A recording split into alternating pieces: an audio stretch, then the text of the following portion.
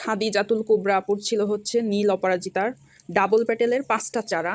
তো আপুকে আমি চারা দিয়েছি মনে হয় 7টা, টোটাল 7টা দিয়েছি। আর এগুলো কিন্তু এখনই সবগুলোতে হচ্ছে ফুল দিবে। আমি মাথা কেটে কেটে দিয়েছি, এখানে 3টা চারা একসাথে। আর এগুলো মাথা কেটে কেটে দিয়েছি, সবগুলোতে এখনই ফুল দিবে, এমন না যে লেট করবে বা এরকম কোনো কিছু না, সবগুলোতেই দ্রুত ফুল পাবেন। আর আপুর একটা হচ্ছে লাল ক্যালান্ট্রো ছিল, এগুলো কিন্তু একাধিক মাথা বা একাধিক ব্রাঞ্চ সহ। আর আপুর 3 পিচ কৈলাস ছিল, 3 কালার, এই একটা কালার, দেন এই একটা কালার, আর এই একটা কালার, 3 কালার ছিল।